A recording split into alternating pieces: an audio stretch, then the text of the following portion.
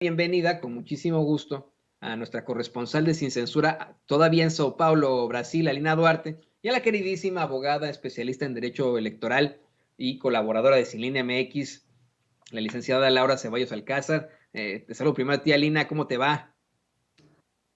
Hola, ¿qué tal, Toño, Laura, Ceci, a David, a todo el equipo, a la audiencia de Sin Censura? Pues mira, la verdad bastante complicado, todavía la situación por acá, otro mes más de elecciones, ¿no? De candidaturas, de campañas, de promesas, de visibilizar, pero también de oportunidades para las y los brasileños que creen que con Lula pues puede cambiar un poco la situación. De hecho, ahorita venía yo corriendo porque es imposible estar con el celular en la calle, ¿no? De la gente que conozco que vino de acompañante, que ha estado acá, son más de 12, 13 personas las que en tan solo unos días les robaron su celular por acá, entonces ha sido medio complicado en ese sentido, gente en las calles todo el tiempo, ¿no? La situación de pobreza es brutal en este país e incluso la situación de pobreza alimentaria, 33 millones de brasileños y brasileños están pasando hambre todos los días en este país, así que bueno,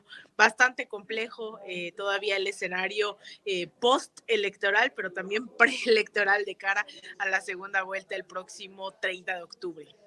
Y ahorita vamos con mucho gusto a pues entrarle más a este tema que está extremadamente fuerte ahí en Brasil. Alina se ha estado pues acercando a este tipo de situaciones. Tengo que decirlo con todas sus letras, se ha arriesgado porque las pasiones están muy altas ahí en Brasil, no solo en Sao Paulo, en todo Brasil. De eso estaremos platicando con usted en unos momentos más, pero déjame de una vez también saludar a la querida Laura Ceballos. Laura, ¿cómo te encuentras? ¿Cómo estás? Toñito, buenos días. Todavía no, ya buenas tardes. Y a mi comadrita que anda por allá en Sao Paulo, donde la samba, con las amigas. Muchas felicidades por tu trabajo, Alina. La verdad es que te he estado siguiendo y la verdad que, pues, importante comparar el sistema electoral de Brasil con el sistema electoral mexicano y que, pues, eso nos dé de alguna manera parámetros para decir qué tenemos de bueno o qué tenemos de malo. Muchísimas gracias y buenos días. No, buenas tardes. Buenas tardes, buenas tardes. Y pues empecemos con ese tema. ¿Qué les parece, queridas compañeras?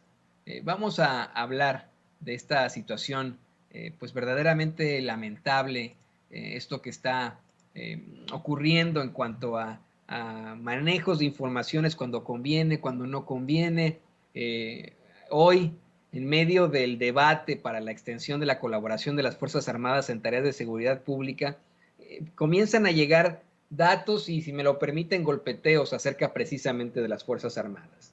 La semana pasada se plantea este hackeo, que ese grupo de personajes internacionales solo le comparten a Carlos Loret de Mola, no a AP, no a Reuters, no a la agencia F, no a la BBC, no a Deutsche Welle, se lo comparten a nada más y nada menos que a Carlos Loret de Mola.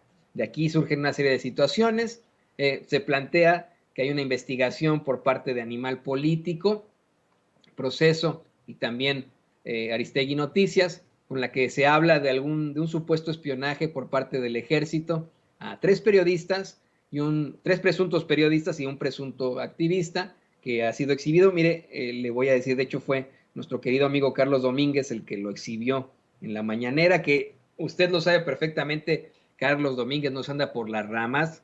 Carlos Domínguez ha sido muy crítico del presidente López Obrador, de su gobierno, pero también ha sido muy independiente de los medios de comunicación tradicionales y es el que exhibe abiertamente en la conferencia de prensa mañanera a este activista al asegurar que está vinculado al crimen organizado allí en Tamaulipas. Ahí de hecho lo publica él en un tuit hace un par de horas. Y hoy, bueno, pues tenemos a alguien como Nayeli Roldán diciéndole al presidente que pues que le preocupa, le da pena, que no le gusten las investigaciones periodísticas. Yo dije, bueno, pues ¿de qué estamos hablando aquí, no? ¿Cómo es que de pronto dejamos de ser periodistas y nos convertimos en los personajazos al estilo Jorge Ramos? No sé qué opinas tú de esto, querida Lina. Bueno, y hay muchos temas, ¿no? Entrelazados, y creo que este es el gran tema, uno de los grandes temas del sexenio, ¿no? Por un lado es cómo se desmontan todas estas políticas económicas neoliberales que nos dejaron embarcados durante varias décadas, y por otro lado también es una política de seguridad nacional que claramente no hemos logrado, ¿no? Que esto se detenga, y que, bueno, también tiene que ver con lo profundo que ha significado esta mal llamada guerra contra el narcotráfico, que ha dejado a cientos de miles, ¿no? Y o sea, es brutal pensar que ni siquiera tenemos las cifras de cuántos muertos y muertas, desaparecidos y desaparecidas ha dejado este capricho de un presidente como Felipe Calderón. Entonces, creo que ahí, ¿no? Teniendo en cuenta que son dos grandes debates, y que hemos hablado también de ahí, de cómo el tema de los militares no es menor, del rol que tienen que tener, y que así como hemos apuntado, ¿no? Que la derecha se cuelga, pues también hay cierto periodismo que está pensando en cómo legitimar ese golpeteo. La verdad es que hay que ser muy prudentes en estos momentos donde se nos exige tener ética, tener compromiso. Yo la verdad es que a Nayeli la respeto mucho, especialmente porque sin ella no habríamos sabido que hubiese ocurrido con lo de la estafa maestra. Ella es una de las autoras de este libro, me ha tocado hacer coberturas también con ella, pero también creo que ahí los proyectos, ¿no? Y algo como Animal Político, pues se ha vuelto muchas ocasiones indefendible. Y también entiendo la autonomía que se nos da, que tenemos algunos el privilegio de tener dentro de nuestros espacios informativos, ¿no? Pero sé que no es la mayoría, que quisiera que ojalá muchos medios en ese sentido fueran como sin censura, que no hay línea, que no hay obligación, ¿no? De hacia dónde opinar, que sí, que no. Pero también creo que seguimos viendo en el fondo esta pugna por las narrativas, por el sentido común, que al final eso es lo que está en la mesa, ¿no? De cara no solo al 2024, sino en general, cómo hacemos entender a la población a través específicamente de los medios de comunicación el monstruo que tenemos enfrente por desmantelar, por acabar con él. Las raíces vienen muy profundas, están muy ancladas, y ahí es donde en realidad pues entra el periodismo, ¿no? Que tenemos que seguir confrontando, que Vicente lo ha hecho también. Es bien curioso porque a la gente de oposición se le olvida que Vicente ha cuestionado muchas veces las decisiones del presidente López Obrador, desde nombramiento de cónsules, ¿no? O desde lo que sea, pues, ¿no? Ejemplos hay bastantes, y ahí es en donde tenemos que seguir cuestionando. Pero también incluso creo que parte de la audiencia tendría que estar aprendiendo a estas alturas también a discernir, ¿no? Que hay preguntas que se pueden hacer con fines de demostrar la verdad, la justicia, la reparación de los daños, y hay quienes definitivamente están lucrando con todo eso, y el tema de la seguridad nacional se ha vuelto totalmente un botín para que sectores de la derecha, de la ultraderecha, representada en medios de comunicación, representada en quien sea, ¿no? Electoralmente hablando, se tome de ahí para venir el golpeteo sin que mencionen que quien empezó esta situación en el país, pues fueron justamente ellos. Así es, así es. Yo estoy completamente de acuerdo contigo, querido.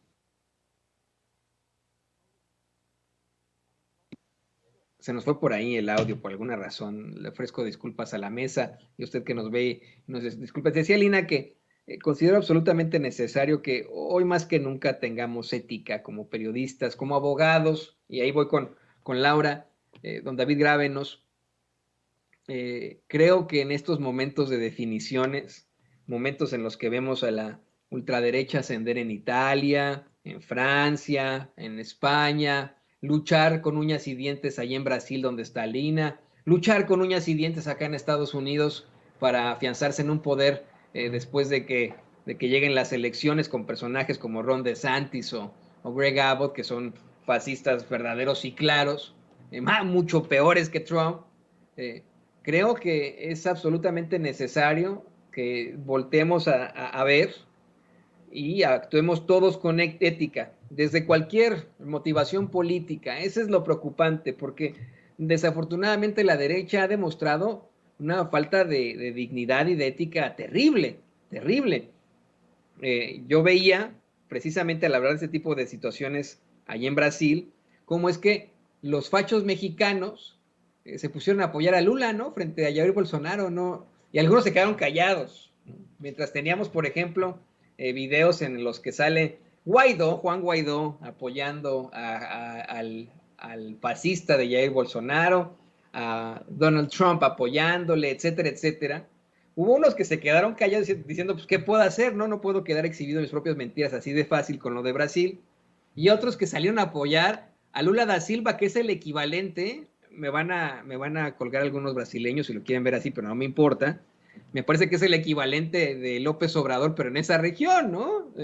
Vamos, son tan parecidos, en mi opinión, Luis Ignacio Lula da Silva y Andrés Manuel López Obrador, que barbaridad, ¿no? O sea, es más que un hecho. Y hoy, pues, tendrían todos que empezar a actuar con ética.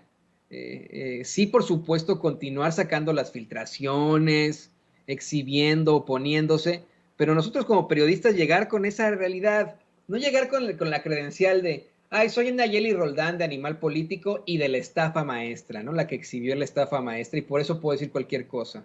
Ah, soy Nayeli Roldán, trabajo para Daniel Moreno y somos de izquierda, pues no son de izquierda, ¿no? O sea, no es cierto. O somos independientes, pues no son independientes tampoco, ¿no? O sea, ser claros con todo, decir, como aquí en Sin Censura, perdón que nos vuelva a sacar al saco, pero oigan, aquí en Sin Censura sí tenemos ideologías, muchas veces apoyamos a López Obrador en lo que dice, estamos de acuerdo con lo que hace, pero no tiene carta blanca con nosotros ni nos paga nada. No hay un publicidad oficial aquí en Sin Censura, así de sencillo. Somos libres, de verdad. Deberían, en todo caso, pues llegar con la situación clara, decir, oigan, ¿saben qué? Pues sí, no estamos de acuerdo con su gobierno, señor presidente, y entre todos estos que están alrededor de Claudio X González, de Mexicanos contra la Corrupción y la Impunidad, le hicimos esta investigación. ¿Qué opina de esto, no? Como parte del golpeteo. No sé qué opines tú, Laura.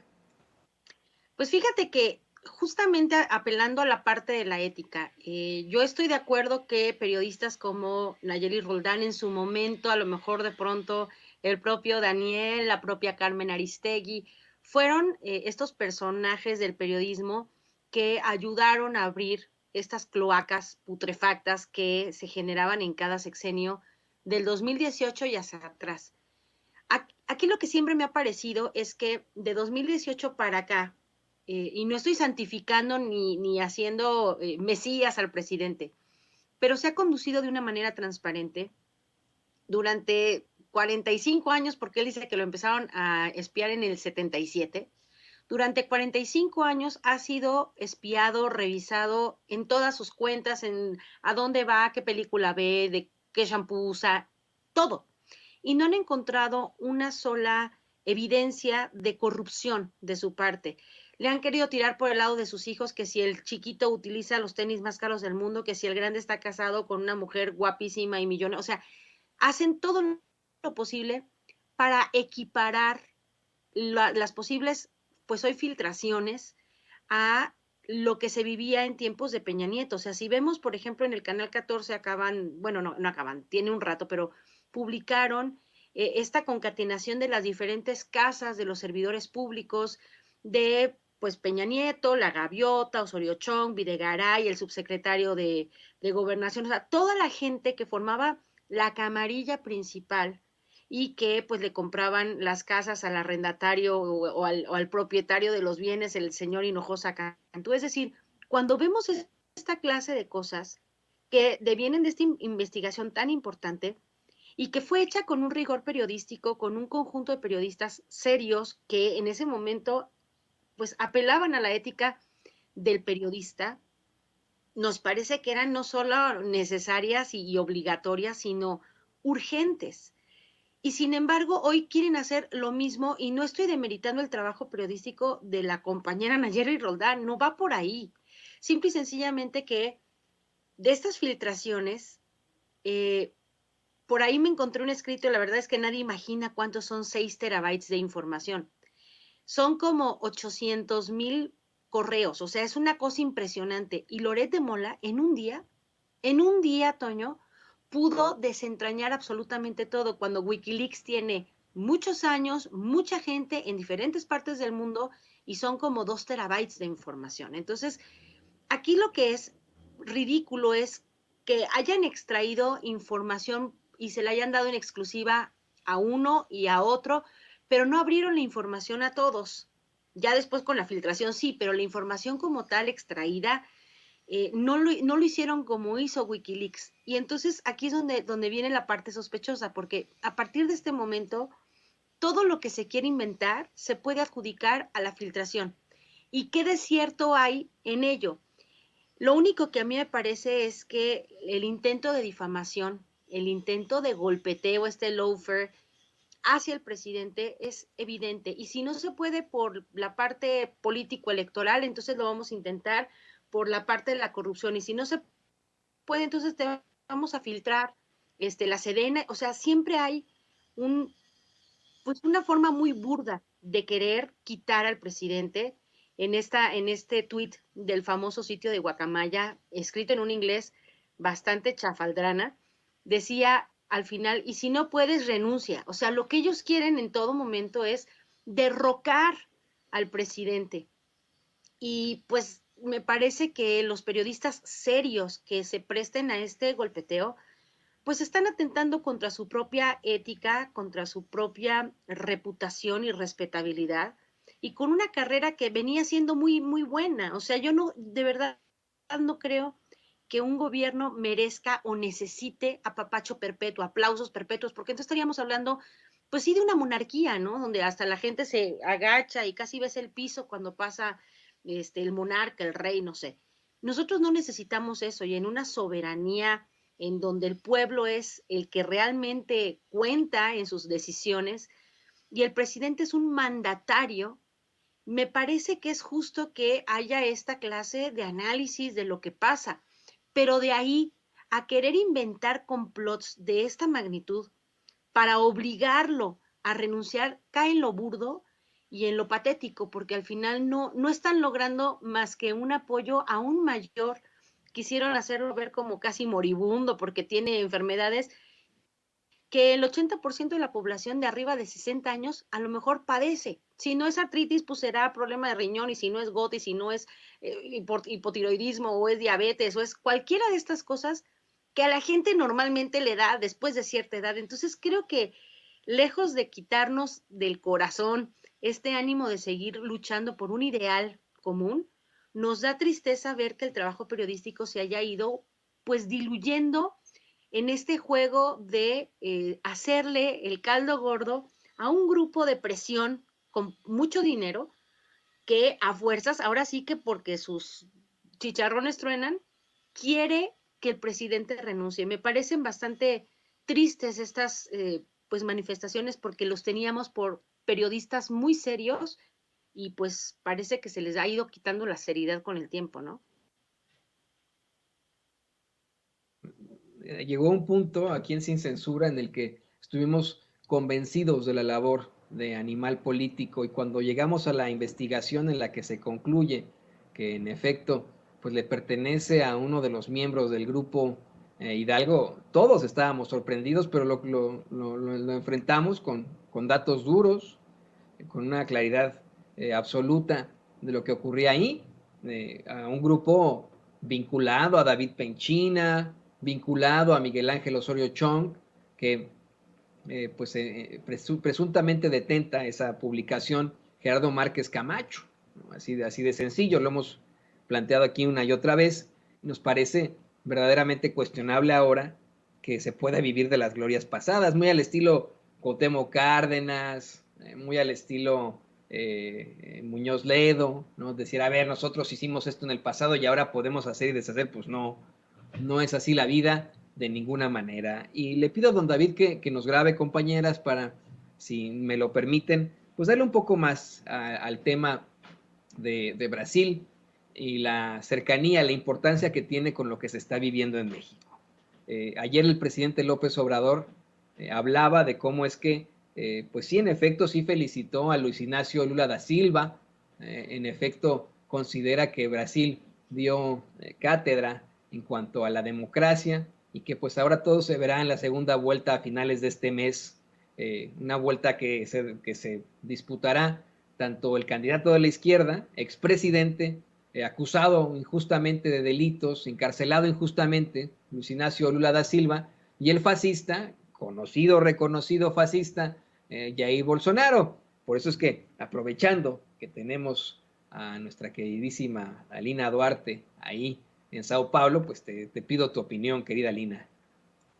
Pues mira, Toño, bastante complicado porque es una victoria que no termina de saber a victoria, ¿no? Un mitin al final de la jornada el día domingo que culminó sí con un breve mensaje del expresidente Lula da Silva, pero que la celebración no estaba, digamos, por los cielos. Si bien se ganó esta primera elección, esta primera vuelta, lo cierto es que no termina sabiendo victoria por una sencilla razón. Todas las encuestas indicaban que iba a ganar Jair Bolsonaro el 38% del espectro de la votación, sin embargo logró un 43%, es decir, de algunos de los votos que se esperaba que en caso de ir a segunda vuelta de los otros candidatos pasaran a ser votos de Lula, pues no fue así, algunos incluso terminaron decidiéndose por alguien como Jair Bolsonaro, bien lo has mencionado, alguien abiertamente sexista, racista, misógino, ¿no? Que está a favor de las armas, este personaje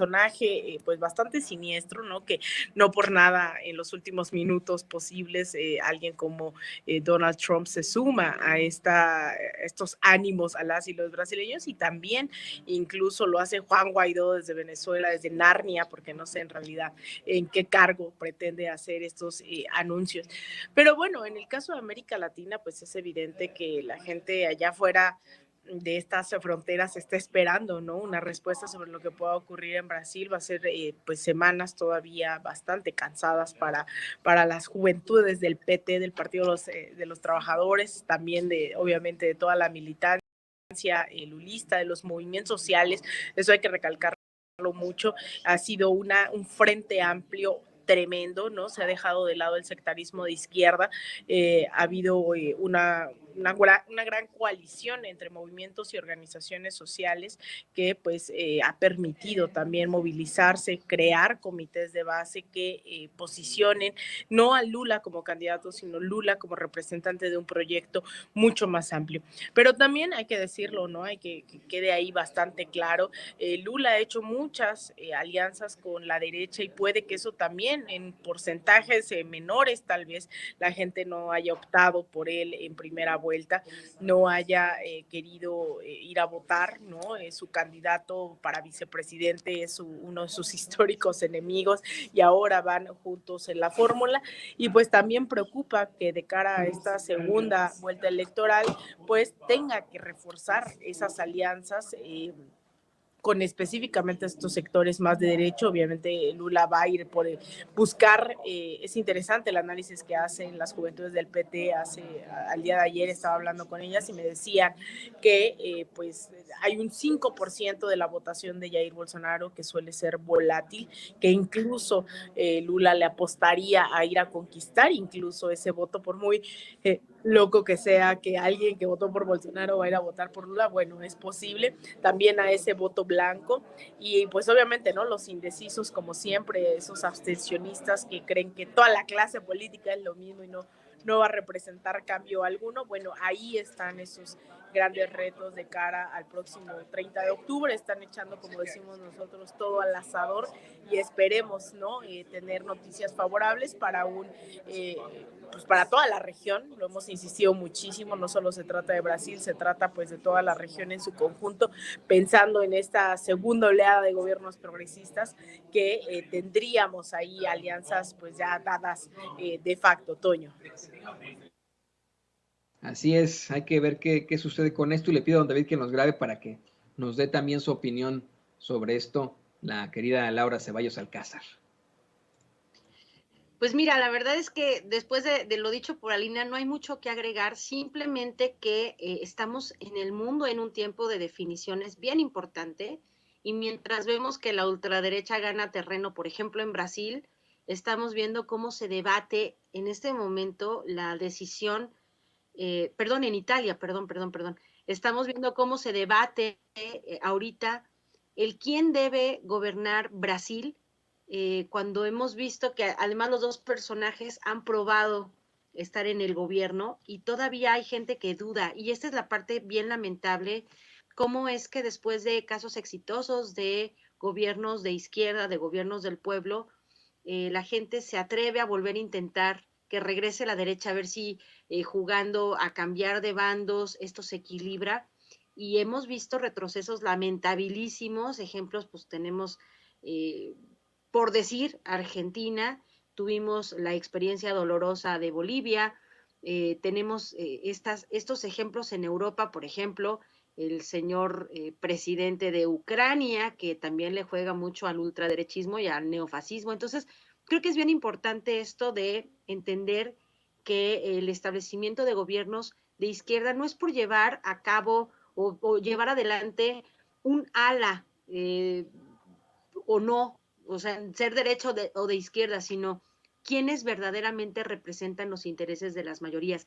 Y aquí es en donde vemos la intensidad de quienes están apoyando en este momento a un Bolsonaro que regresó varios años en el pasado, esta bonanza brasileña, y que además pues se convirtió en la parte próspera de toda la América del Sur. Entonces, que ahora estén regresando es muy sintomático y muy impresionante, y ojalá que la gente en esta segunda vuelta, en menos de un mes, tenga la conciencia de que votar por el extremismo, por este Trump carioca, no tiene los mejores resultados.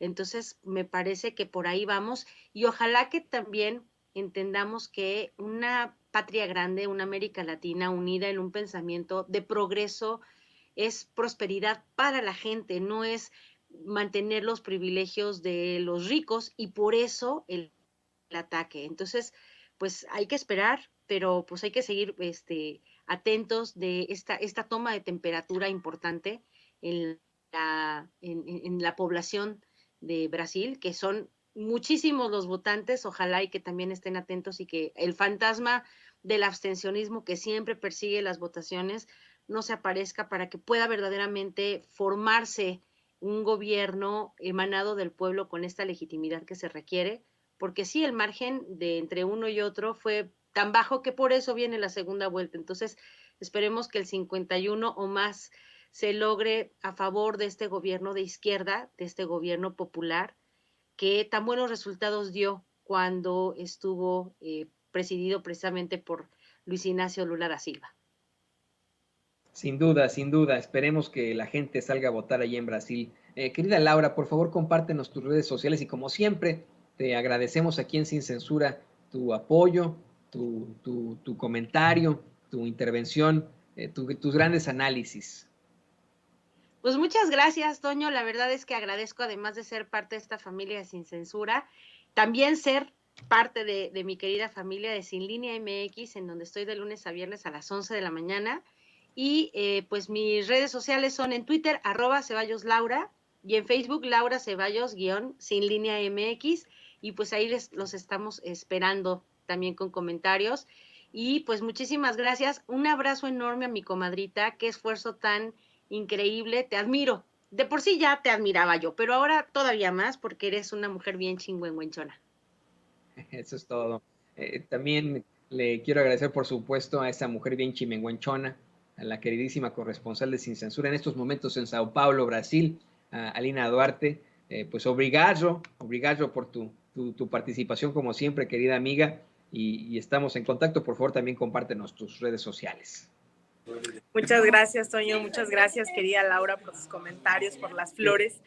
Pues a mí me pueden seguir en Twitter en @AlinaDuarte_, en Instagram _AlinaDuarte, también en mi Facebook, en mi página de Facebook me encuentran como Alina Duarte Periodista, y todos los días aquí en Sin Censura, sea en la mañana, sea en la noche, haciendo, claro, estas coberturas para la audiencia. Y nuevamente agradecer justamente a esa audiencia que también sé que es la que colaboró ahí en mi PayPal o aquí en Superchats para pues traerme, y esperemos hacer la vaquita para estar aquí también en la segunda vuelta. Te mando un abrazo, Toño, Laura, a todo el equipo y claro está nuestra bella audiencia. Gracias a la queridísima Alina Duarte, corresponsal de Sin Censura, y por supuesto a la abogada especialista en Derecho Electoral y colaboradora de Sin Línea, la licenciada Laura Ceballos.